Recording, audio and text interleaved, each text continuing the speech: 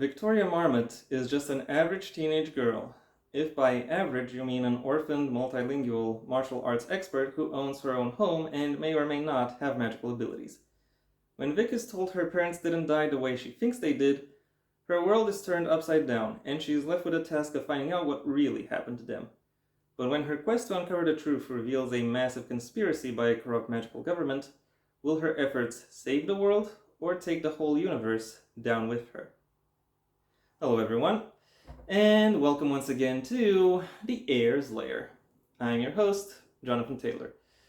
Ever since I did my overview, retrospective, whatever you want to call it, on the Witcher series, I've been thinking about doing the same for another series of books. And recently I found a book series that I think would be worth the effort. Namely the Victoria Marmot books written by Virginia McLean. And I am just now realizing that these that both author and main character have the same initials. Anyway, that aside, this video will be the first in a series of videos looking at the books. And I thought I would start in the obvious place when it comes to talking about a book series, namely the first book. Victoria Marmot and the Meddling Goddess. There are 5 books within this series, and while you can find them on Amazon and potentially other places as well, I haven't really checked. My copies of these books came from a giveaway I won the last time I won and mentioned the last time I talked about a book by this author. But you're not here to hear me talk about my history with these books. You're here to hear me assess their literary merits, at least I think you are. And I'll start talking about them by saying that the TLDW for this review is, this book is fun, like concentrated, distilled, enthralling fun. Written in a very fast-paced and accessible manner, this book will always constantly keep its readers guessing as to what is going to happen next, while also playfully utilizing the archetypes it employs in order to really hold the reader's attention. If you are at least 13 years old and have an interest in reimaginings of contemporary tales, then I imagine this book was bound to be up your alley. And now that I'm done with the general information about this book, it's time I delve a little bit into the specifics. The plot of the book follows Victoria Marmot, a high school senior with a colorful and quite active background, as well as tragedy within her recent-ish past. After a visit by the titular Meddling Goddess, she finds out that her history isn't, or that her past, to be more accurate, is not as clean-cut as she assumed it to be. And encounters with various other characters seem to confirm that, leaving her with lots of questions she has to answer and some surprising challenges to overcome. This book slots quite nicely within the urban fantasy subgenre, and it is able to use the conceit that this genre provides in order to delve into, in order to bring in plenty of elements referencing other similar properties, with Harry Potter and Twilight being perhaps the most obvious readers are going to pick up on. That being said, the elements that this book picks out in order to integrate within itself aren't chosen arbitrarily. It is quite clear the author had a lot of enjoyment playing around with these elements, figuring out how to integrate them into her setting in such a way as to ensure that they effectively synergize. That means that when looking through this book with the eye of maybe finding something else, or more accurately, you can read the book without having that, and the elements won't really come across as intrusive. And the book doesn't really devolve into an Easter egg hunt either. It's more like the setting is is built in such a way as to allow the reader plenty of aha moments, which in turn leads to them being rewarded for their investment with the book. That is not the only way with which she ensures the the reader's investment. That also comes through in the in the very creative writing, in how Virginia is able to use is able to use and manipulate the impressions that the various elements of the setting create, how she's able to relay them as well.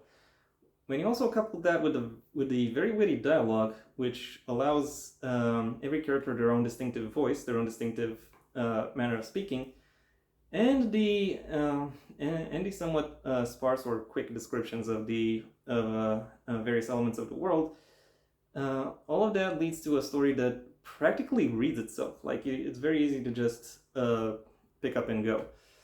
Even, and this book isn't exactly small. It is quite. It is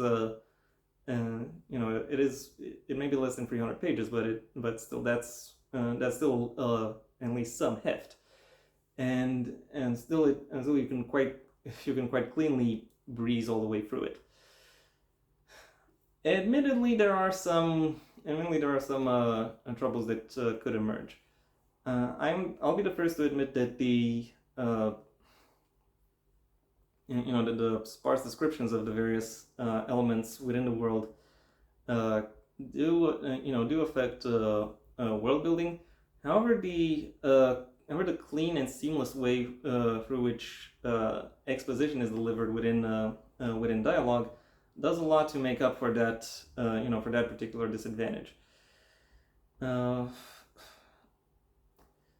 Characterization also works quite well, given I already mentioned that the book spends plenty of time processing the impressions that that all the characters leave, as well as the emphasis it places on dialogue, allows pretty much every character to stand out and have plenty of interactions with a lot of other characters, allowing the readers to see various different facets of who it is that they are and what it is that makes them distinctive. It is not the best characterization I've ever read, but it is nevertheless. But the worst I can say about it is that it is competent. So that should tell you quite a few things about it. There is, however, one sizable drawback that I can find within this book, and that revolves around plotting.